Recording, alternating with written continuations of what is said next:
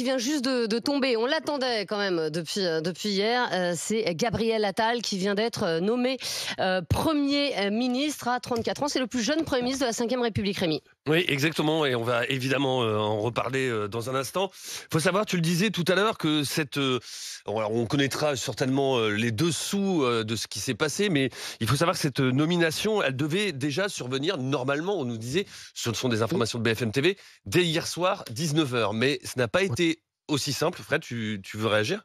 Oui, parce qu'il y avait quelques réticences dans la majorité. Exactement. L'élimination de Gabriel Attal. C'est ce que j'allais dire sur les informations BFM TV.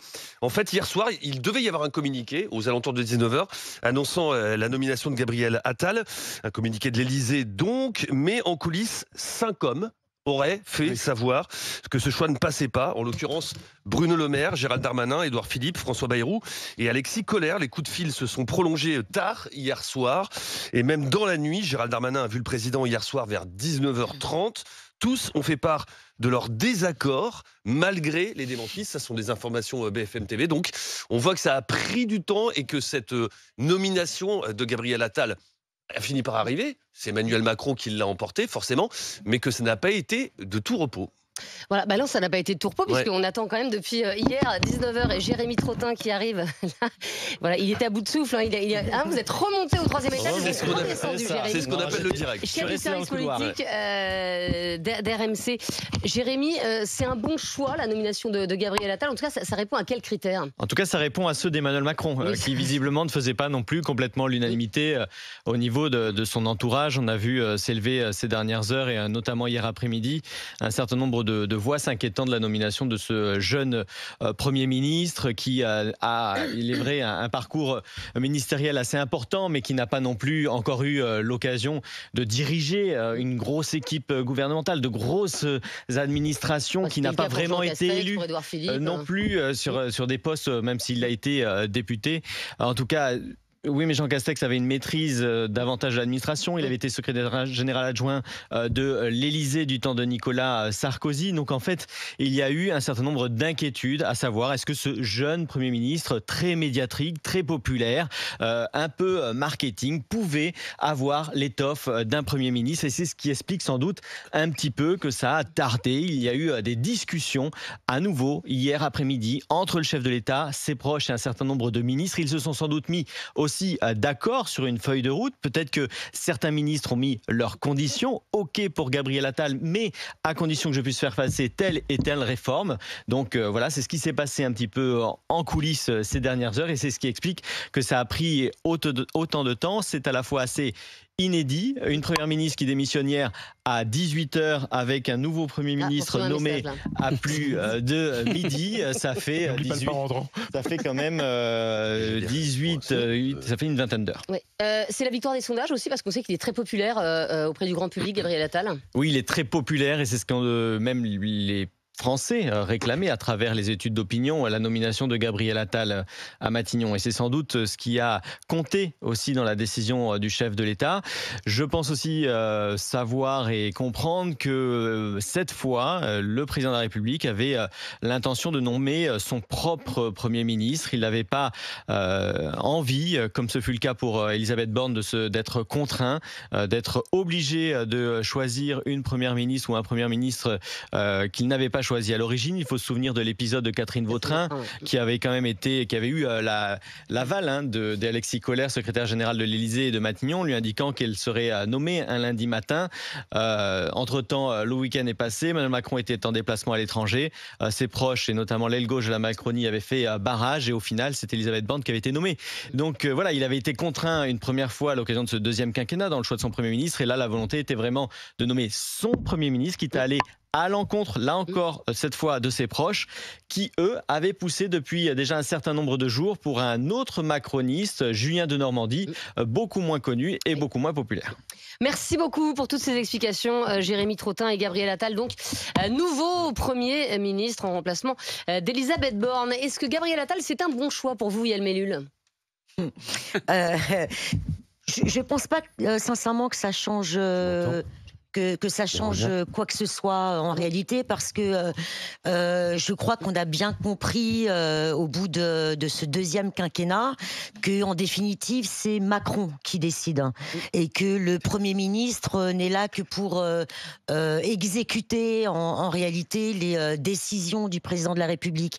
Là où je suis un peu étonnée de ce choix par Macron, c'est qu'il décide de nommer un homme politique qui est extrêmement populaire. Et c'est là où il y a un changement, où à mon avis il y a une certaine stratégie derrière, parce que en règle générale Macron n'aime pas trop s'entourer d'hommes et de femmes politiques qui prennent plus de lumière mais il peut pas être que lui. Voilà.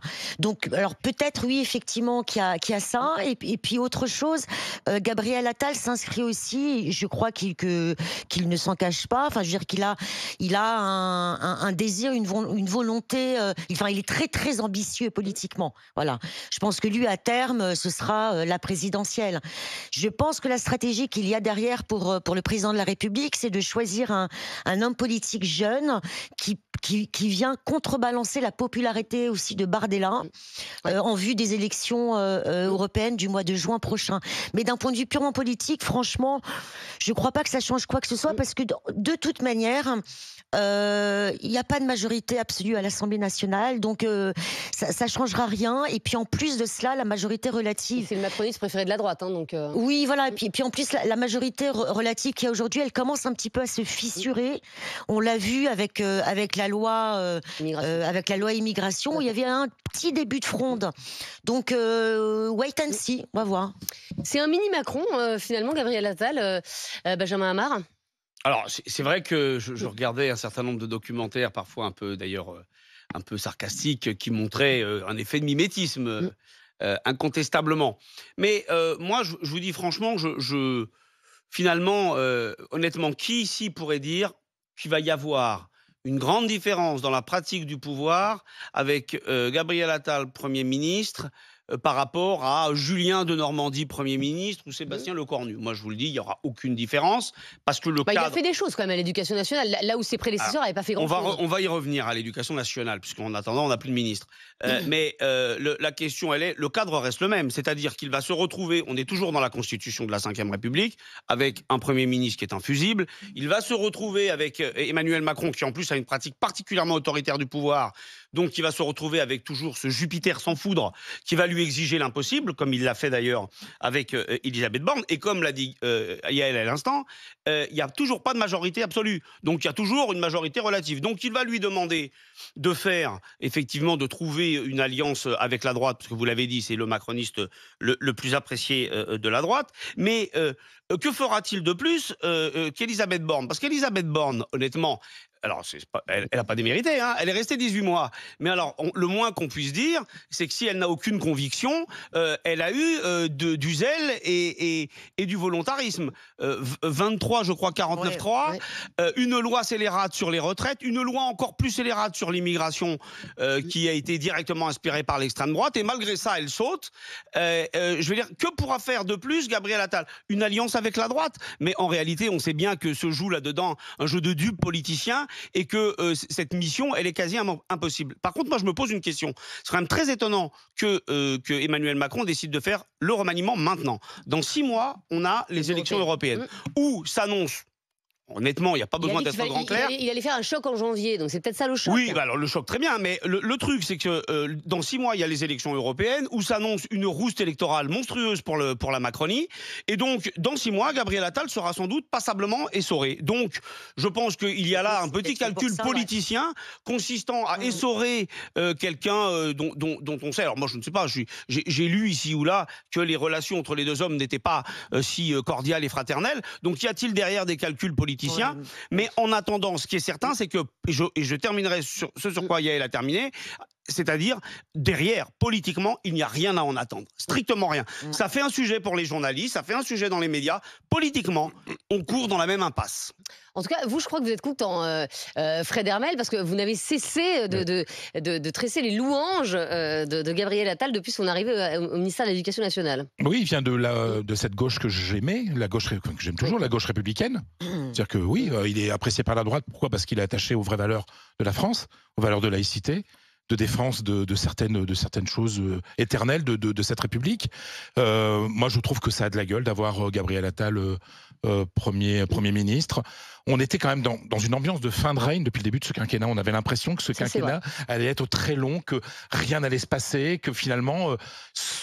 que le président de la République n'aurait eu qu'un quinquennat perturbé par beaucoup de choses, dont le Covid, la guerre en Ukraine, etc. Et que le deuxième, en fait, comme il n'y avait pas de majorité absolue, parce qu'il y a une majorité relative, que ça allait... Voilà, et là, franchement, nommer Attal. Et puis personne n'avait vu venir. Hein. On a commencé à le voir venir hier. Hein. On en a parlé sur le plateau d'Estelle Midi jeudi. Oui, jeudi, non, mais je veux dire, mais c'était pas. Il n'était pas. On disait, il n'était pas du tout dans les tuyaux. Ça fait 3 semaines qu'on parle d'un éventuel remaniement et d'un changement de Premier ministre, et son nom n'est apparu que ces derniers jours.